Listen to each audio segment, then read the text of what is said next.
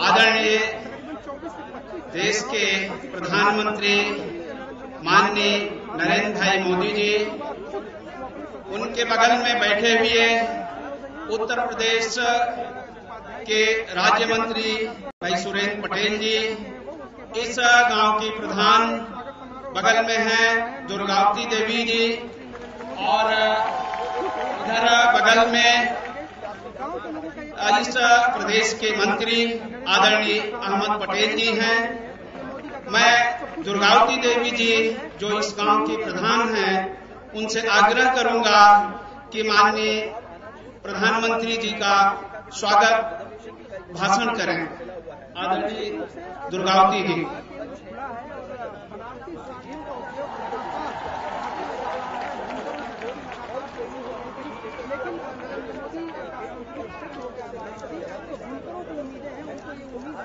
आप फैसला एक बार आगे अगले 5 साल तक प्रधानमंत्री नरेंद्र मोदी उनके पास आते रहेंगे और यही उनकी संसद आदर्श गांव ग्राम योजना के सबसे पहले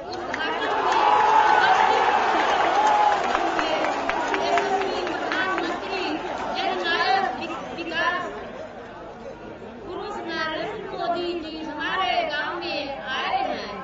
मैं प्रकट नहीं कर सकती कि मुझे कितनी खुशी है। मेरे गांव में आपका चरण पड़ जाने से मेरा गांव ही नहीं बल्कि यह पूरा क्षेत्र में अपने आप को धन्य मान रहा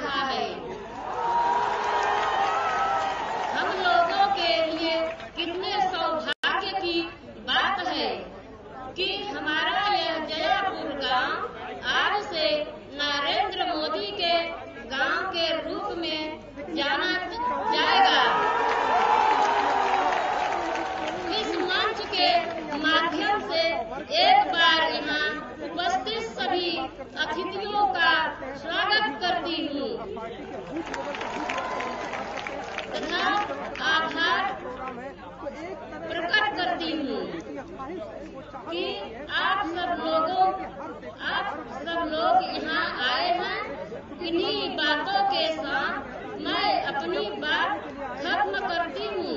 भारत माता की, भारत माता की, भारत माता की।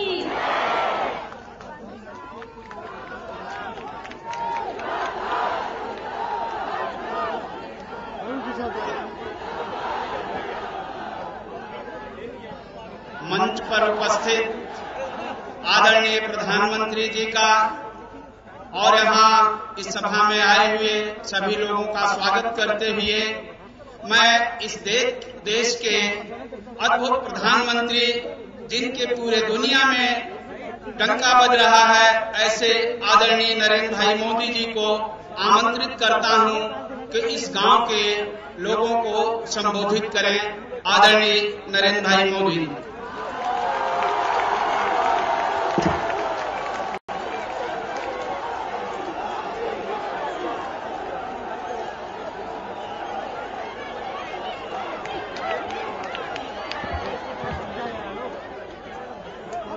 मोदी बोलने जा रहा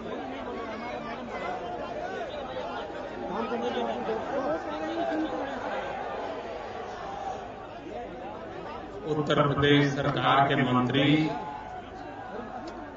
श्रीमान अहमद हसन जी,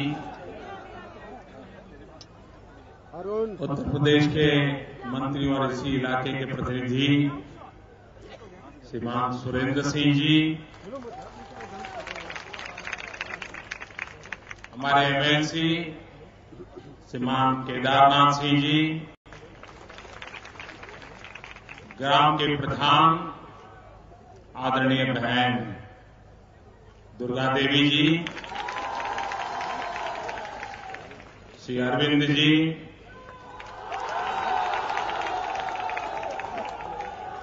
और विशाल संख्या में पधारे हुए जयपुर के प्यारे भाइयों और बहनों,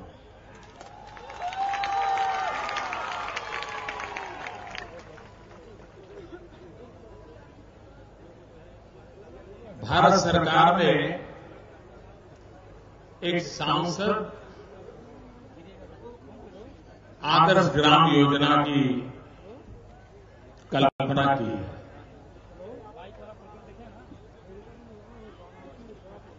अब मुझे भी एक सांसद के नाते इस आदर्श ग्राम योजना की जिम्मेवारी लेनी थी। क्या कर रहे हो यार? मैं पिछले दिनों अखबार में भांति भांति की कल्पना कथाएं पढ़ रहा हूं। कोई कहता है जयपुर इस कारण से लिया है, कोई कहता है जयपुर उस कारण से लिया है, किसी ने कहा जयपुर ऐसे लिया है, जयपुर में ऐसा है, जयपुर में वैसा है, पता नहीं इतनी कथाएं मैं पिछले दिनों पढ़ रहा हूं। मैं हैरान हूं, लेकिन इतना फर्टाइल दिमाग लोगों का रहता है। मैंने इस गांव में आना पसंद किया, जो मैं पढ़ रहा हूं ऐसी किसी बात का मुझे पता नहीं है। मैंने पसंद किया उसका एक बहुत छोटा सा कारण, और छोटा कारण ये है कि जब भारतीय जनता पार्टी ने मुझे बनारस में से पार्लियामेंट का चुनाव लड़ने के लिए घोषित किया, उसके कुछ ही समय के बाद मुझे जानकारी मिली कि जयपुर में आग लगने के कारण 5 लोगों की मृत्यु हो गई और बहुत बड़ा हादसा हो गया। मैं बनारस लोकसभा क्षेत्र में किसी एक गांव का सबसे पहले मैंने नाम सुना तो जयपुर का सुना,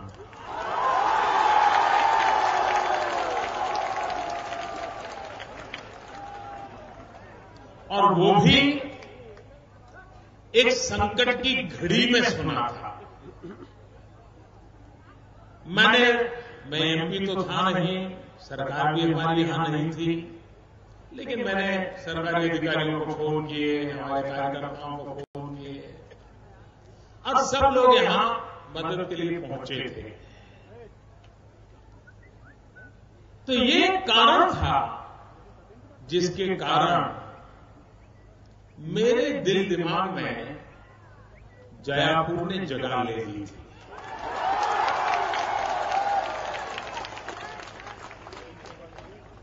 और जिस संबंध का प्रारंभ संकट की घड़ी से होता है, वो संबंध चिरंजीव बन जाता है। यही एक छोटा सा कारण है कि मेरा जयापुर से जुड़ने का एक सौभाग्य बन गया। बाकी जिन्होंने जितनी कथाएं चलाई है सब गलत है, बेकार है। मैं खुद उन कथाओं को नहीं जानता। अब कुछ लोगों ने लिखा कि प्रधानमंत्री ने गांव को गोद लिया है। इस सांसद आदर्श ग्राम योजना ऐसी है कि हकीकत में कोई सांसद गांव को गोद नहीं ले रहा है, गांव सांसद को गोद ले रहा है।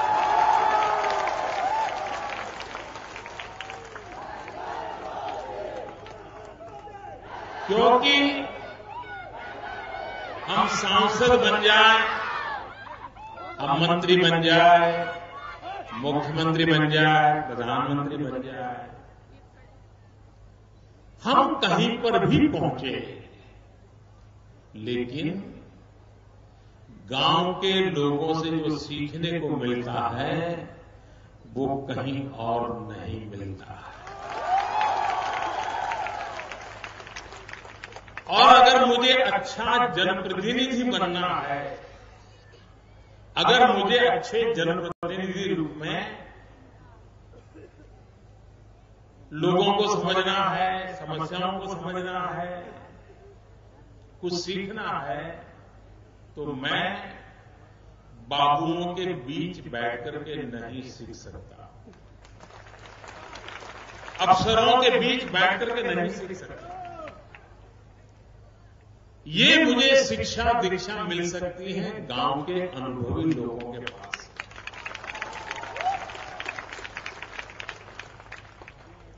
उनके पास स्कूल कॉलेज की डिग्री हो या ना हो, लेकिन उनका अनुभव का तजुर्बा इतना होता है,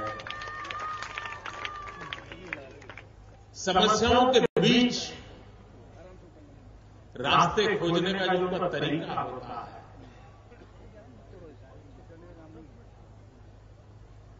उनकी कल्पना शक्ति को समझने का जो अवसर होता है, वो जनप्रतिनिधियों के लिए भी एक उत्तम शिक्षा का अवसर होता है। और इसलिए जयापुर को मैंने गोद नहीं लिया है, मैं जयापुर को प्रार्थना करने आया हूं कि आप अपने सांसद को गोद लीजिए।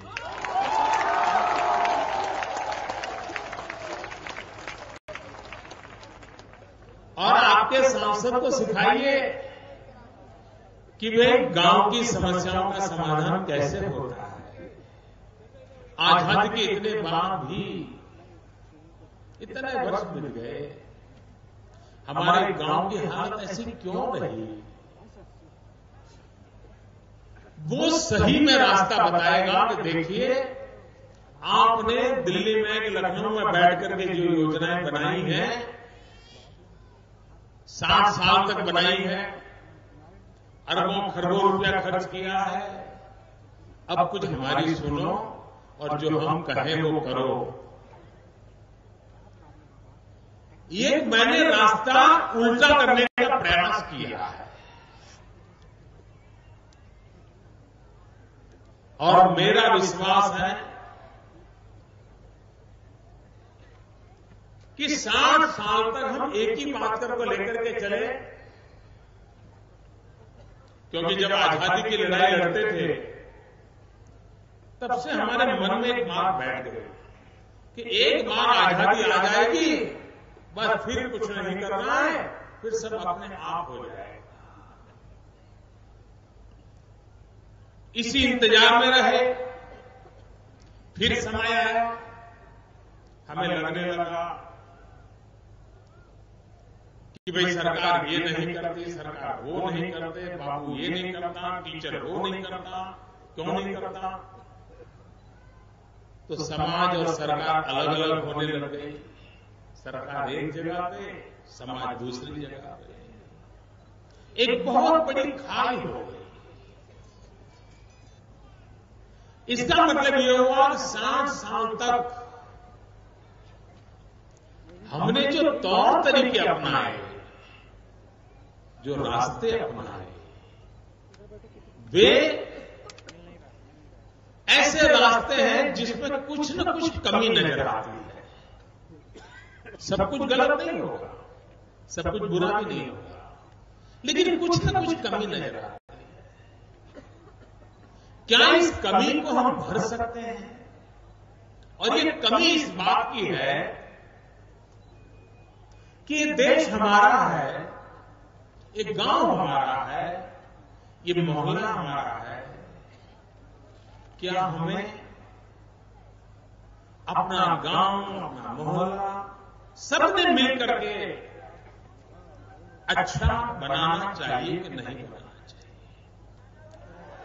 कहीं एक गड्ढा हो गया हो तो हम किराया खर्च के लखनऊ जाएंगे, लखनऊ जाकर के मेमोरेंडम देंगे कि हमारे गांव का गड्ढा भर दो। उसमें हम सैकड़ों रुपया खर्च कर देंगे, लेकिन मिलकर के तय करेंगे गड्ढा भर देना है तो गड्ढा भर जाएगा। और इसलिए आदर्श ग्राम योजना मैं देख रहा हूं कि कुछ गांवों में स्पर्धा चल पड़ी है। हमारा गांव आदर्श ग्राम बनाए, सांसद हमारा गांव ले। ये गलती इसलिए हो रही है कि लोगों के मन में ये भ्रम है कि कोई सांसद अगर ग्राम ले लेगा तो उसके कारण पैसे आने वाले हैं। इस योजना में पैसे है ही नहीं। ये योजना पैसों वाली है ही नहीं, क्योंकि पैसे हो तो फिर कोई खाने वाला भी निकल आएगा ना।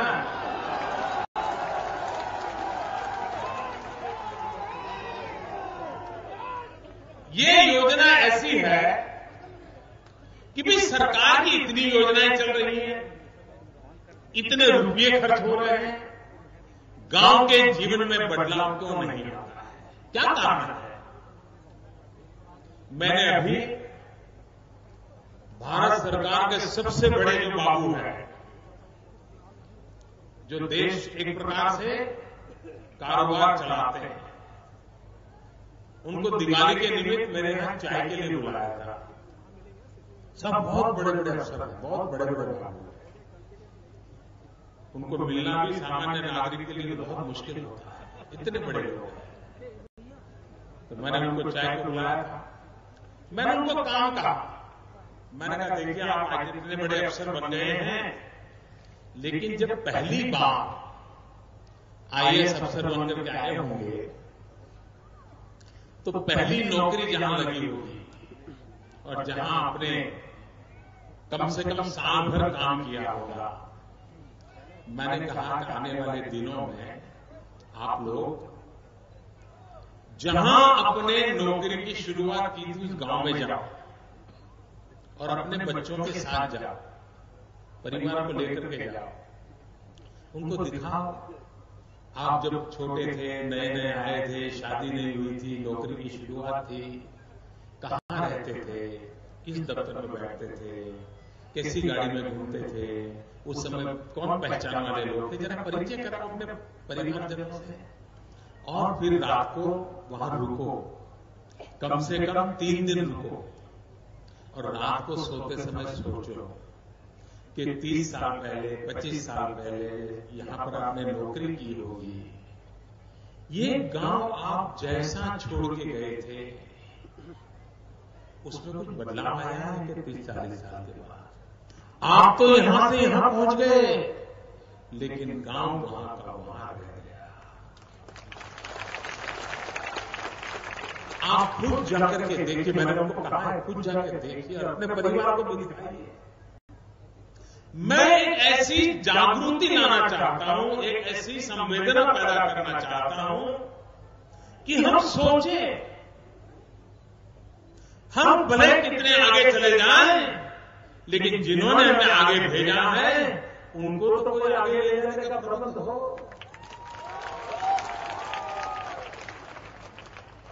और इसलिए ये मेरी कोशिश है कि हम लोगों के बीच जाकर के, लोगों के साथ मिलकर के एक सरकार की वर्तमान जो योजनाएं हैं उन योजनाओं को लागू करवा के अपनी आंखों के सामने संसद देखें कि वो योजनाएं 100% लागू होती है कि नहीं होती, और देखिए गांव में परिवर्तन आता है कि नहीं आता। उन योजनाओं के लागू करने में कठिनाई आ रही है तो नीतिगत परिवर्तन लाने की जरूरत है, तो वो परिवर्तन क्या लाना है? एक बार एक गांव भी अगर सांसद इस प्रकार से कर देगा ना, अपने आप और गांव को उस दिशा में काम करने के लिए सभी सरकार को, बाबुओं को आदत लग जाएगी।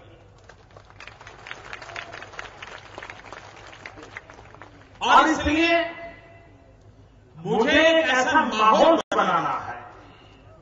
ये जयापुर में भी, क्या जयापुर के लोग इतना फैसला कर सकते हैं? मैं कुछ दिनों से टीवी पे देख रहा हूं, जयापुर चमक रहा है टीवी पर। बाप सरकारी लोग भी आए हैं, सफाई कर रहे थे, रास्ते ठीक कर रहे थे, क्यों? तो बोले मोदी जी आने वाले। और गांव वाले भी कहते हैं यार मोदी जी हर बार आ जाए तो अच्छा होगा, गांव साफ हो जाएगा।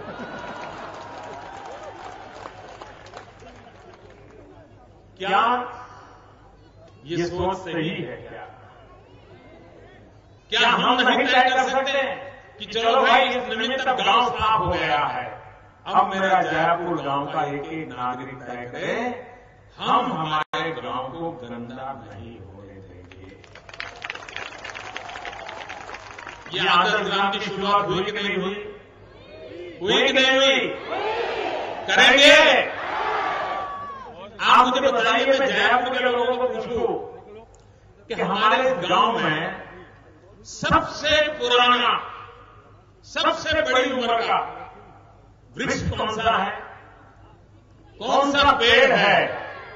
कौन सा पेड़ है जो सबसे पुराना है, सबसे बूढ़ा है? कभी सोचा है गांव वालों ने? नहीं सोचा होगा। क्या कभी स्कूल के मास्टर जी को लगा कि चलो भाई हम स्कूल के सभी बच्चों को लेकर के उस पेड़ के पास ले जाए और उनको कहें देखिए ये पेड़ 150 साल पुराना है, 200 साल पुराना है, और उसको कहें कि तुम्हारे दादा के दादा थे ना, वो भी इस पेड़ पर खेलते थे, तुम्हारे परिवार के लोग थे ना, वो भी यहां आते थे। उस पेड़ के साथ उसका लगाव होगा। आज किसी गांव को मालूम नहीं होगा कि हमारे गांव का सबसे पुरातन पेड़ कौन सा है, कौन सा वृक्ष सबसे पुरातन। क्यों? हमें ये चीजों से लगाव नहीं है। हमारे गांव में 100 साल से ऊपर के लोग कितने हैं? 75 साल के ऊपर के कितने लोग हैं? वयोवृद्ध लोग कितने हैं? क्या कभी हमारे गांव के बालकों को इन वृद्ध परिवारों के साथ बिठा करके उनके साथ कोई संवाद का कार्यक्रम किया क्या? क्या आप छोटे थे तब क्या करते थे? तब स्कूल था क्या? टीचर आता था क्या? आप खाना पाना कैसे होता था? उस समय ठंड कैसे रहती थी, गर्मी कैसे? कभी किया क्या? ये जो सहज रूप से एक गांव का अपनापन का माहौल होता है, वो धीरे धीरे धीरे सिकुड़ता चला जा रहा है।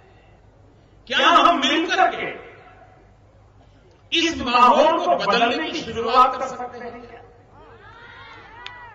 मुझे बताइए, ये अपना जयपुर गांव, उसका जन्मदिन क्या है? मालूम है? नहीं है। कोई तो होगा नहीं इसका जन्मदिन। कभी तो इस गांव का जन्म हुआ होगा। अगर हमें मालूम नहीं है तो हम जरा खोजें सरकारी दफ्तरों में कि भाई जयपुर गांव को सरकारी रिकॉर्ड पर कब आया। अगर नहीं मिलता है तो हम एक गांव वाले लोग बैठकर के तय करें कि भाई फलानी तारीख को हर वर्ष हम गांव का जन्मदिन मनाएंगे। हम अपना तो जन्मदिन मनाते हैं, कभी मेरा गांव जहां मैं पैदा हुआ, मैं बड़ा हुआ, हम मिलकर के गांव का जन्मदिन मनाए। और उस दिन इस गांव से पढ़ लिख करके जो बाहर गए हैं, रोजी रोटी कमाने बाहर गए हैं, उन सबको भी रहना चाहिए कि भाई अपने गांव का जन्मदिन है, उस दिन तो गांव जाना ही पड़ेगा। सारे गांव से जो बाहर गए हैं उन सबको उस दिन आना ही पड़ेगा। और उस दिन हमारे जो 75, 80, 90 साल की उम्र के जो गांव के एकदम वृद्ध लोग हैं, उनका सम्मान किया जाएगा। आप मुझे बताइए, जब गांव अपना जन्मदिन मनाएगा तो गांव में सफाई गांव के लोग करेंगे कि नहीं करेंगे? गांव में बदलाव आएगा कि नहीं आएगा? हमारे शहर में रहने वाले लोग हैं, कोई अगर धनी हो गया, पैसे वाला हो गया, वो गांव में आएगा और उसको अगर पता चलेगा भाई गांव के अंदर स्कूल में एक पंखा लगाने की जरूरत है, तो पंखा दान में देके जाएगा कि नहीं जाएगा? देखिए, बिना सरकार समाज की शक्ति जागृत करके हम एक आदर्श गांव की दिशा में कैसे बढ़े?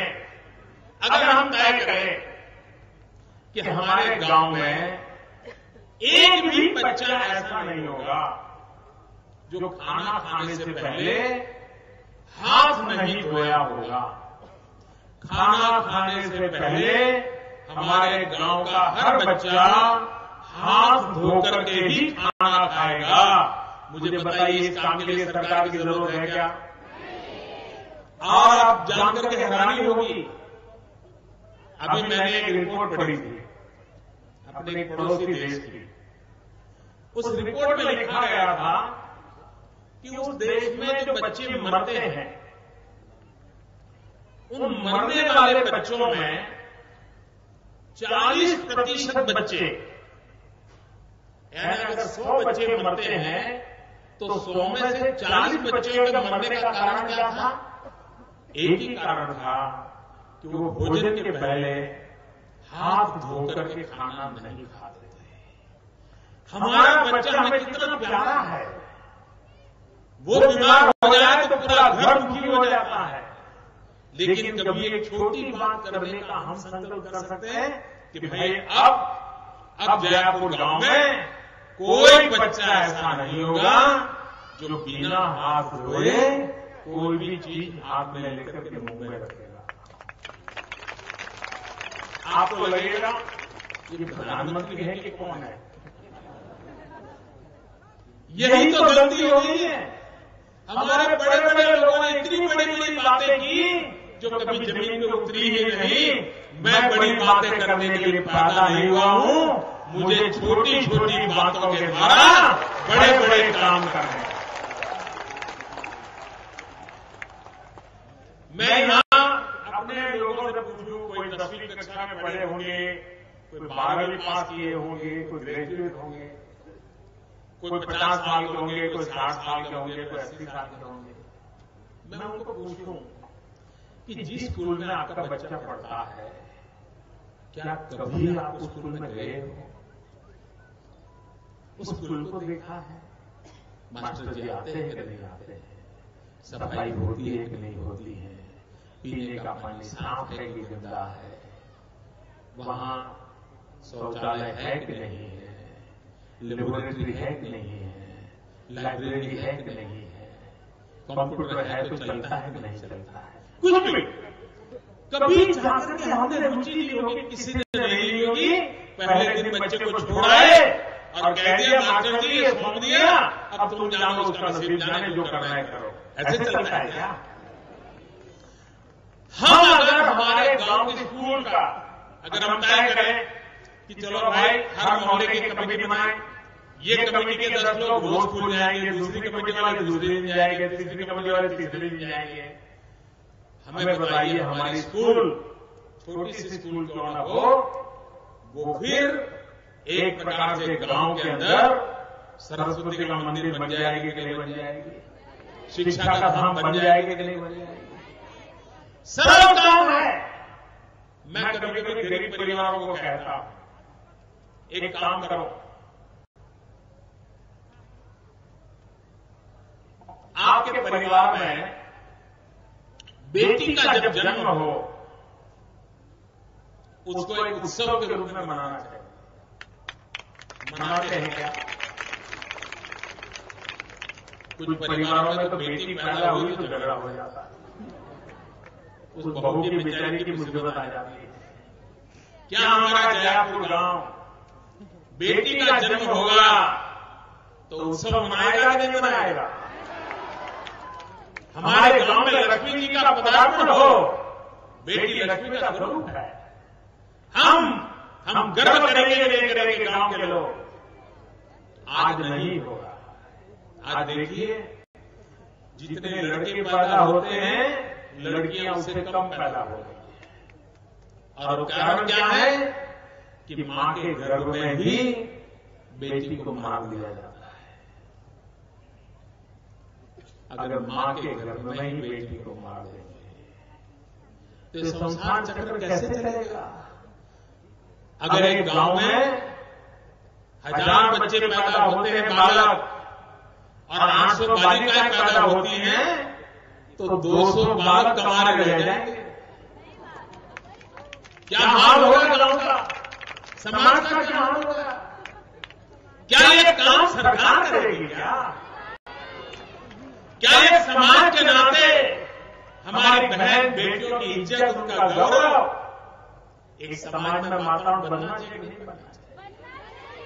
और इसलिए मैं आज जयापुर के पास इसलिए आया हूं, हमने तय करना है, इतने साल जो किया सो किया, अब नए तरीके से बदलना है। मैं तो ये भी कहता हूं कि अगर आपके पास जमीन है, खेत है, छोटी सी भी जमीन है, अगर आपके घर में बेटी पैदा होती है, उस खुशी में आप आपके खेत के कोने में किनारे पर 5 पेड़ बो दीजिए। उस दिन बेटी बड़ी होगी वो पेड़ भी बड़े होंगे। बेटी जब 20 साल की होगी पेड़ भी 20 साल का हो जाएगा। और बेटी की शादी करवानी होगी तो 5 पेड़ को बेच दोगे, बेटी की शादी अपने आप हो जाएगी।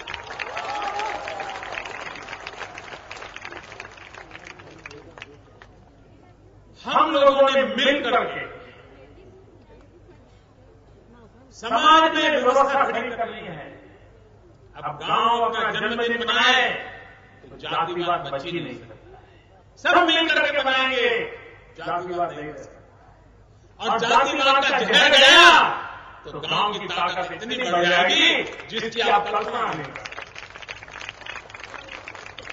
और इसलिए ये पूरा आदर्श ग्राम योजना सरकार की योजनाओं को लागू भी करना है, सही तरीके से लागू करना है, सही समय पे लागू करना है, अच्छे तरीके से लागू करना है, अच्छा परिणाम मिले इस प्रकार से लागू करना है, और सांसद का मार्गदर्शन मिले, सांसद गांव को उसमें जुड़ाए। आप देखिए काम की गति बन जाएगी। और एक बार एक गांव में सब सरकारी अफसरों को आदत लगे कि ऐसे काम होता है तो बाकी सब गांवों में भी वैसा ही शुरू हो जाएगा, देर नहीं लगेगा।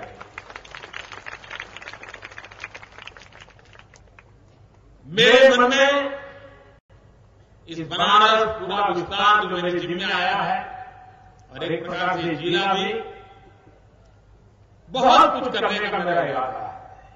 लेकिन सरकारी तरीके से नहीं करना है, सरकारी खजाने से नहीं करना है। हमें जनता की शक्ति से करना है, जनशक्ति से करना है।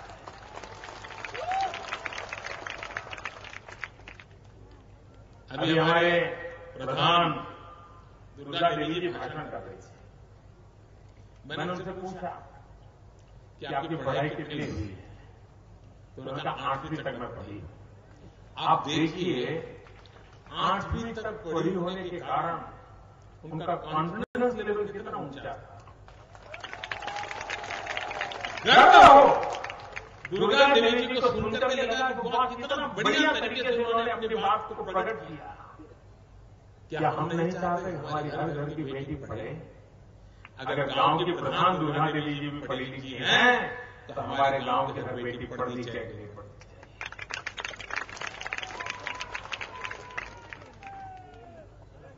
ऐसा क्या कारण हो?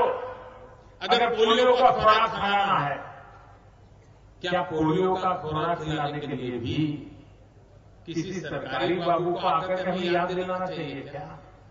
क्या पूरे गांव के अंदर ऐसे नौजवान नहीं होने चाहिए कि जिनका काम हो कि पोलियो का खुराक हर बच्चे को खिलाया जाएगा? क्या कि कभी भी हमारे गांव के अंदर कभी पोलियो आए नहीं, हमारे गांव में कोई बच्चा अपंग न हो, ये काम हम कर सकते हैं नहीं कर सकते?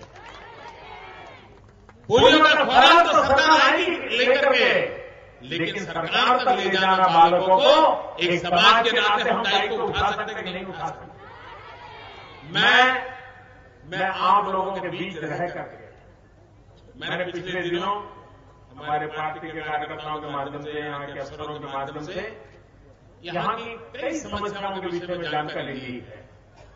और मुझे विश्वास है कि शासन में बैठे हुए लोग जो है ज्यादातर यहाँ पर राज्य सरकार के माध्यम से काम होता है, इन बातों को पूरा करेंगे।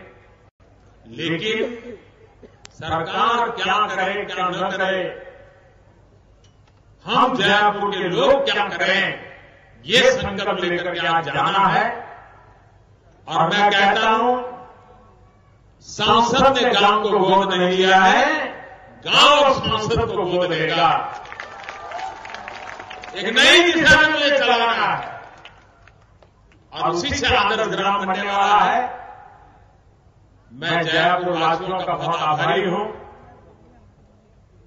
स्वाभाविक है, मैंने यहाँ के कामों की व्यवस्थाओं की पूछताछ की है, तो रास्ते पे भी निकलेंगे, लेकिन उसकी मैं चर्चा मंच पर से करना नहीं चाहता हूं। मैं जैसे इसकी बात करने की कोशिश में करता रहूंगा, लेकिन आप लोगों से मेरी जो अपेक्षा है, मैं आशा करूंगा कि आप लोग भी बैठ करके ऐसे काम हम ग्रामवासी क्या कर सकते हैं, गांव की ताकत क्या हो सकती है, ये अगर हम कर लें। मैंने सुना कि हम पानी की दिक्कत रहती है, हम एक सरकार करेगी, सरकार का जज जिम्मा सरकार करेगी। हम तय कर सकते हैं क्या कि हम बरसात का एक बूंद पानी गांव के बाहर नहीं जाने देंगे? कौन कहता है पानी की दिक्कत रहेगी? आपको कभी किल्लत नहीं पड़ेगी, मैं आपको विश्वास दिलाता हूं। लेकिन ये काम हमने सबने मिलकर के करना होगा। सरकार अपने तरीके से जो इतने सालों से किया है, अब हमने एक नए तरीके से आगे बढ़ना है। समाज की शक्ति से आगे बढ़ना है, जनता की शक्ति से भरोसा आगे बढ़ना है। पैसों की थैलियों से नहीं, बजट के अंदर नहीं, सरकार ये करेगी वो करेगी, टेंडर निकालेंगे, उससे नहीं। हम मिल बैठ करके हमारे गांव को, अगल बगल के जिले के लोगों को लगे हाँ भाई हुआ। और मैंने ऐसे गांव देखे हैं जहां हुआ, लोगों ने किया है। हमें भी जयपुर का ऐसा बनाना है। मैं फिर एक बार, आपने जो स्वागत सम्मान किया, प्यार दिया, उसके कारण मैं आपका बहुत बहुत आभारी हूं। और मैं आपको विश्वास दिलाता हूं कि हम सब मिलकर के सच्चे अर्थ में जयपुर, एक नया जयपुर बनाने की दिशा में आगे बढ़ेंगे। इसी एक विश्वास के साथ आप सबका बहुत बहुत आभार, धन्यवाद।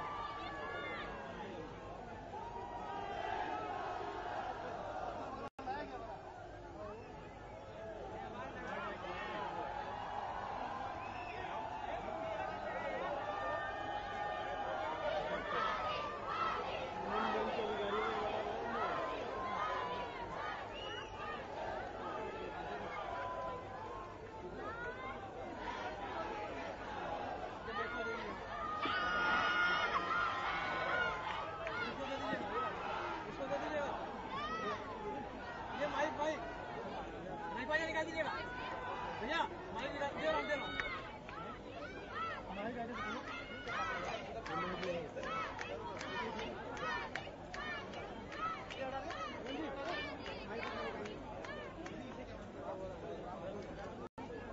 फंसाया हुआ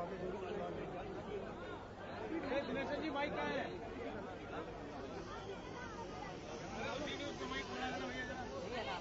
हाँ हाँ फंसा हुआ था।